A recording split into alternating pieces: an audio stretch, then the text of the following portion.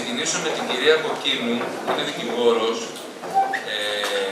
Τελευταία ακούμε πάρα πολύ για το θέμα της διαμεσολάβησης. Νομίζω είναι κάποια έννοια η οποία δεν είναι τόσο κατανοητή ευρέως. Θέλουμε τα φώτα σας. Το τελευταίο διάστημα, εξ όσων γνωρίζω, έχει αρχίσει και κινείται αυτή η διαδικασία. Υπάρχει αυτή η έννοια, ώστε να παρακάμψουμε αυτές τις μακρόχρονες διαδικασίες, αν δεν κάνω λάθος, διευθέτησης διαφορών μέσω των δικαστηρίων, που ουσιαστικά αναστέλνουν και παρεμποδίζουν την επιχειρηματικότητα και την ανάπτυξη, έτσι. Ιδίως δημιουργούν. Πάμε δηλαδή να κάνουμε, αν καταλαβαίνω καλά, ένα fast track ουσιαστικά, στην επίλυση των διαφορών, που εύλογα προκύπτουν μεταξύ επιχειρήσεων και ιδιωτών. Λοιπόν, θα θέλαμε πάρα πολύ ενδιαφέρον να σας ακούσουμε. Ευχαριστώ, κύριε Πρόεδρε. Καλησπέρα σας. Καταρχήν, θα ήθελα να ευχαριστήσω το Διοικητικό Συμβούλιο του Επιμελητηρίου και τον Πρόεδρο του Επιμελητηρίου, τον κύριο Νανόπουλο, για την τιμητική πρόσκληση που μου έκανε να συμμετέχω στην έκθεση ως ομιλήτρια. Αγαπητοί κύριοι και κυρίες, το θέμα μας είναι η διαμεσολάβηση. Ένας εναλλακτικός τρόπος εξοδικαστικής επίλυσης των διαφορών που μαζί με τους υπόλοιπους θεσμούς που είναι γνωστοί σε εσάς, το θεσμό του συνηγόρου του πολίτη, το θεσμό του συνηγόρου του καταναλωτή, μαζί με άλλους εναλλακτικούς τρόπους εξοδικαστικής επίλυσης των διαφορών, η διαμεσολάβηση αρχίζει σιγά σιγά να οδηγεί όλο και περισσότερους πολίτες στην επίλυση των διαφορών τους μακριά και έξω από τις αίθουσες των δικαστηρίων. Ο θεσμός πλέον γίνεται γνωστός. Μάλιστα, τον τελευταίο καιρό ακούγεται όλο και περισσότερο, εν ώψη μάλιστα της κατάθεσης του νομοσχεδίου στη Βουλή για το μηχανισμό εξοδικαστικής αναδιάρθρωσης επιχειρηματικών δανείων, των γνωστών κόκκινων δανείων, ο οποίος θα αφορά όλες τις επιχειρήσεις και όλα τα χρέη, όχι μόνο προς το δημόσιο, όχι μόνο προς τις τράπεζες, αλλά και τα ασφαλιστικά ταμεία, αλλά και τα χρέη προς τους ιδιώτες πιστωτές. Οι πληροφορίες λένε μάλιστα ότι μέσα στον Οκτώβριο το νομοσχέδιο αυτό θα κατατεθεί. Τι είναι όμως η διαμεσολάβηση? Ο θεσμός εισήχθη στη χώρα μας το 2010 με τον νόμο 3898 με σκοπό την εναρμόνιση της ελληνικής ένομης τάξης προς τις διατάξεις της οικείας Ευρωπαϊκής Οδηγίας. Η διαμεσολάβηση είναι μια ευέλικτη διαδικασία στην οποία δύο ή περισσότερα μέρη μιας διαφοράς επιχειρούν να επιλύσουν τη διαφορά αυτή με συμφωνία με τη βοήθεια του διαμεσολαβητή. Ο διαμεσολαβητής είναι ένα τρίτο σε σχέση με τα μέρη της διαφοράς πρόσωπο, το οποίο καλείται να τα βοηθήσει τα μέρη με κατάλληλο, αποτελεσματικό και αμερόληπτο τρόπο.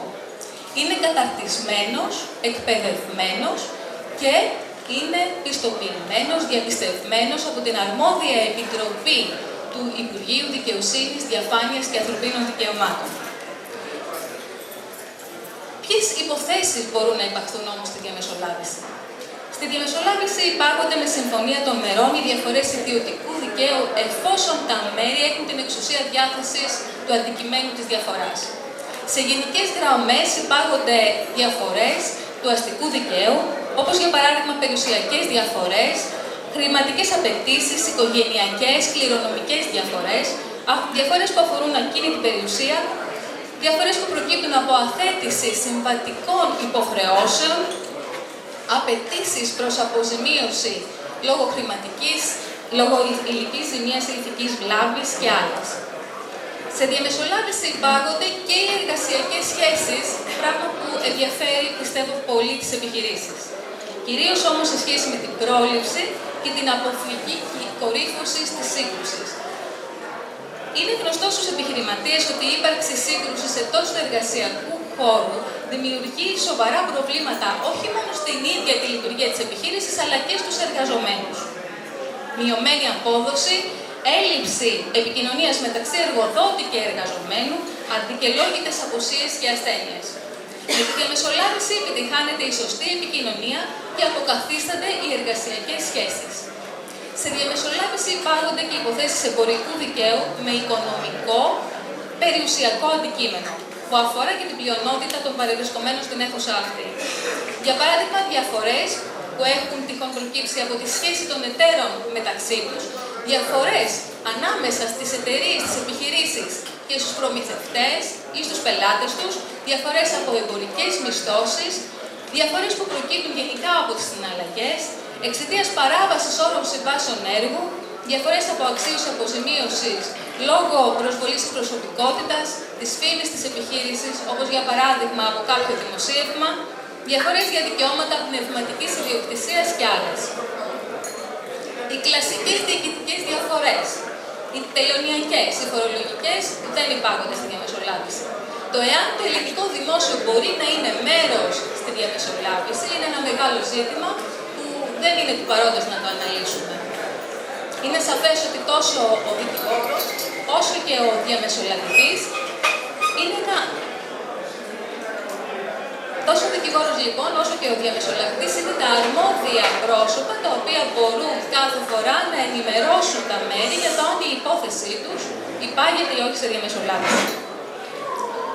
Οποιοδήποτε από τα μέρη μιας διαφοράς μπορεί να αναζητήσει τα στοιχεία του διαμεσολαβητή είτε από την επίσημη ιστοσελίδα του Υπουργείου Δικαιοσύνης, είναι αναρτημένη στο διαδίκτυο, όλη η κατάσταση με όλους τους διαμεσολαβητές της χώρας, όπως επίσης από τους κατατόπους δικηγορικούς συλλόγους της χώρας. Να επικοινωνήσει μαζί του, να ενημερωθεί τόσο για τη διαδικασία, το θεσμό, τα έξοδα και εφόσον αποφασίσει να υπαγάγει τη διαφορά του σε διαμεσολάβηση, θα ενημερωθεί και το άλλο μέρος και θα φτάσουν στο σημείο να ξεκινήσουν τη διαδικασία. Το πού και το πότε θα γίνει η διαμεσολάβηση είναι θέμα καθαρά των μερών. Είναι τόσο ευέλικτη η διαδικασία που η διαμεσολάβηση μπορεί να γίνει οπουδήποτε. Μπορεί να γίνει στο χώρο του διαμεσολαβητή, μπορεί να γίνει στο γραφείο ενός δικηγόρου, μπορεί όμως να γίνει και οπουδήποτε αλλού. Ακόμα και στους χώρους του επιμελητηρίου, κύριε Πρόεδρε, που είναι κατάλληλοι διαμορφωμένοι, γιατί υπάρχει η ανάγκη να υπάρχουν ξεχωριστοί δρόμοι, χώροι, για τις κατηδίαν συνεδρίες που θα γίνονται μεταξύ των μερών και του διαμεσολαβητή. Οι δικηγόροι παρίστανται υποχρεωτικά. Το κάθε μέρος παρίσταται με το νομικό του παραστάτη και αυτός είναι που διασφαλίζει ότι οποιαδήποτε τελική συμφωνία θα μπορέσει να είναι εκτελεστή και φυσικά νόμιμη. Επίσης, τα μέρη μπορούν να καλέσουν και τρίτα πρόσωπα, τα οποία είναι πολύ σημαντικά για την λήψη απόφασης για την τελική συμφωνία. Για παράδειγμα, μια εταιρεία παρίσταται με τον νόμιμο εκπρόσωπό της, αλλά μπορεί ένας μεγαλομέτωχος να είναι αυτός από τον οποίο εξαρτάται η έκβαση της διαδικασίας. Επομένως, τα μέρη μπορούν να το καλέσουν και να είναι και αυτός παρόν. Η διαμεσολάβηση χαρακτηρίζεται από απόλυτη εχεμήθεια. Τόσο ο διαμεσολαβητής όσο και τα εμπλεκόμενα μέρη δεσμεύονται από το απόρριτο. Οπότε δεν υπάρχει κίνδυνος να διαρρεύσουν τα όσα συζητούνται κατά τη διάρκεια της διαδικασίας, αλλά ούτε και να χρησιμοποιηθούν σε μεταγενέστερο χρόνο, εάν και εφόσον δεν επιτευχθεί συμφωνία και προκύψει μια δικαστική διένεξη, δεν θα ακουστεί τίποτα από ό,τι έχει ελεγχθεί κατά τη διάρκεια της διαμεσολάβησης. Γι' αυτό υπογράφεται το συμφωνητικό υπαγωγής της διαφοράς στη διαμεσολάβηση και η ρήτρα απορρίτου από όλα τα εμπλεκόμενα πρόσωπα. Ο διαμεσολαβητής προχωρά σε κοινές και κατηδίαν συνεδρίες. Υποβάλλει ερωτήσεις, ζητά διευκρινήσεις και οδηγεί σιγά σιγά με τις μεθόδους και τις τεχνικές που έχει τα μέρη να ξεφύγουν από τις αρχικές τους αξιώσεις και θέσεις και να προχωρήσουν στις πραγματικές τους ανάγκες, τα πραγματικά τους συμφέροντα. Και τελικά να διαμορφώσουν το περιεχόμενο της συμφωνίας που θα επιτευχθεί, εάν και εφόσον επιτευχθεί. Σε περίπτωση ύπαρξης συμφωνίας, συντάσσεται πρακτικό διαμεσολάβησης, το οποίο αφού υπογραφεί μπορεί με το αίτημα ενός από τα μέρη και με επιμέλεια του διαμεσολαβητή, να κατατεθεί στη γραμματεία του πρωτοδικείου του τόπου διεξαγωγής της διαμεσολάβησης και να αποτελέσει τίτλο εκτελεστό. Αυτό είναι ένα πολύ σημαντικό σημείο, γιατί δεν είναι απλά μία συμφωνία, ένα ιδιωτικό έγγραφο. Έχει εκτελεστότητα. Θα ήθελα επίσης να προσθέσω εδώ ότι οποτεδήποτε ένα μέρος αποφασίσει ότι δεν θέλει να συνεχίσει τη διαδικασία, μπορεί να το σταματήσει. Είναι τόσο ευέλικτη η διαδικασία αυτή. Πολλοί θα αναρωτιούνται όμως, αφού έχω δίκιο, γιατί να μην πάω στα δικαστήρια να το διεκδικήσω και να πάω στη διαμεσολάβηση. Εστιάζω σε μερικά σημεία που για μένα είναι πολύ σημαντικά και κυρίως για τις επιχειρήσεις. Η διαμεσολάβηση είναι ταχύτερος τρόπος επίλυσης των διαφορών. Είναι συνήθως οικονομικότερος από την οποιαδήποτε δικαστική διαδικασία. Αν εξαιρέσουμε το διάστημα της προετοιμασίας, το οποίο ποικίλει ανάλογα με την πολυπλοκότητα της υπόθεσης, συνήθως η διαμεσολάβηση διαρκεί μία μέρα. Μέσα σε μία μέρα τα μέρη μπορούν να καταλήξουν σε συμφωνία και να είναι αυτή η συμφωνία δεσμευτική για αυτά. Αντίθετα, μια δικαστική διένεξη μπορεί να διαρκέσει από μήνες μέχρι και χρόνια. Στη διαμεσολάβηση αποφεύγονται εκτός άλλων διάφορα δικαστικά έξοδα, όπως είναι το δικαστικό ένσημο, όπως είναι οι επιδόσεις δικογράφων και άλλες δαπάνες. Η διαμεσολάβηση διέπεται από την αρχή της εμπιστευτικότητας, όπως είπαμε ανωτέρα. Όλα όσα υποθούν σε αυτή τη διαδικασία δεν μπορούν να κοινολογηθούν, δεν μπορούν να κοινοποιηθούν, δεν μπορούν να φύγουν από την αίθουσα που θα διεξαχθεί η διαμεσολάβηση, παρά μόνο εάν τα μέρη συμφωνήσουν σε αυτό. Δεν τηρούνται πρακτικά. Δεν κοινολογούνται εμπιστευτικές πληροφορίες χωρίς τη σύμφωνη γνώμη του μέρους. Τηρείται το απόρριτο, ακόμα και ως προς την υπαγωγή της διαφοράς σε διαμεσολάβηση, την ύπαρξη συμφωνίας, αλλά και το περιεχόμενο αυτής. Αντίθετα, στα δικαστήρια, όπως όλοι γνωρίζετε, η διαδικασία είναι δημόσια. Ενώπιον ακροατηρίου, τηρούνται πρακτικά, κατατίθενται προτάσεις γραπτές με όλους τους ισχυρισμούς και τα αποδεικτικά στοιχεία των διαδίκων, εν ολίγης κοινολογούνται ευαίσθητες πληροφορίες, εμπορικά μυστικά. Στη διαδικασία των δικαστηρίων αποφασίζει άλλος, ο δικαστής, για τη λύση της διαφοράς. Στη διαμεσολάβηση είναι τα ίδια τα μέρη τα οποία είναι οι πρωταγωνιστές και είναι αυτά που καθορίζουν το περιεχόμενο οποιασδήποτε συμφωνίας, λαμβάνοντας υπόψη τις πραγματικές ανάγκες τους και τα συμφέροντά τους. Στο δικαστήριο κάποιος αντιδικεί, στη διαμεσολάβηση διαπραγματεύεται, συζητά. Στα δικαστήρια οι συγγενικές σχέσεις και οι συνεργασίες μεταξύ των αντιδίκων διαρριγνύονται πολλές φορές οριστικά, ενώ στη διαμεσολάβηση πολλές φορές αποκαθίσταται και μάλιστα βελτιώνονται. Στο δικαστήριο κάποιος κερδίζει και κάποιος χάνει, ενώ στη διαμεσολάβηση κερδίζουν συνήθως όλοι μέσα από μια κοινά αποδεκτή λύση. Και για να χρησιμοποιήσω την έκφραση, την προσφυλή της εποχής μας, στα δικαστήρια έχουμε μια κατάσταση win-lose, κύριε Μαυρίδη, ενώ στη διαμεσολάβηση, κύριε Μαυρίδη, έχουμε μια κατάσταση win-win. Όπως αναφέρατε νωρίτερα, για άλλο θέμα. Με τη διαμεσολάβηση αποφεύγεται η παρατεταμένη αβεβαιότητα και η ψυχική φόρτιση που συνεπάγεται η εμπλοκή σε μία διαφορά. Όσον αφορά τα πλεονεκτήματα στο δικαστικό σύστημα, πάρα πολλά, εστιάζω σε δύο. Αποσυμφόρηση των δικαστηρίων από ένα μεγάλο όγκο υποθέσεων που δεν αξίζει πραγματικά πολλές φορές να φτάνουν στα δικαστήρια και συντόμευση του χρόνου απονομής δικαιοσύνης. Και το ερώτημα που τίθεται. Θα πετύχει η διαμεσολάβηση στην Ελλάδα? Στην Ελλάδα η διαμεσολάβηση έχει αρχίσει να εφαρμόζεται τα 2 τελευταία χρόνια. Περίπου 200 διάδικοι έχουν απευθυνθεί σε διαμεσολαβητές και έχουν ζητήσει τη βοήθειά τους. Ένας στους 6 δικηγόρους έχουν παρακολουθήσει σχετικά σεμινάρια. Ωστόσο, η διαμεσολάβηση θέλει χρόνο ακόμα για να εμπεδοθεί στη συνείδηση των πολιτών. Πρέπει να γίνει σαφές ότι σε πολλές περιπτώσεις η άμεση επίλυση της διαφοράς είναι ζήτημα επιβίωσης. Για παράδειγμα, 2 συνέτεροι που έχουν διαφωνίες μεταξύ τους, περιμένοντας να δικάσουν και να τελεσιδικήσει η απόφαση, μπορεί να περιμένουν πάρα πολλά χρόνια και μέχρι τότε η εταιρεία τους να έχει κλείσει.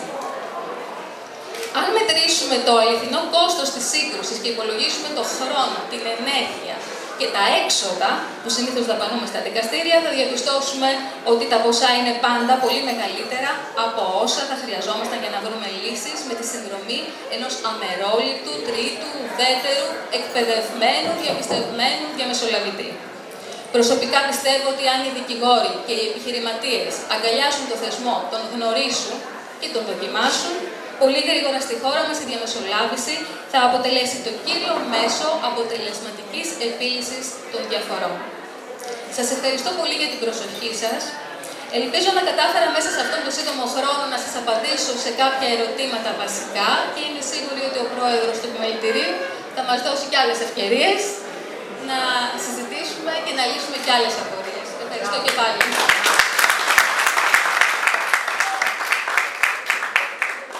Από κοινού έχω παρακολουθήσει αρκετές παρουσιάσεις για τη διαμεσολάβηση.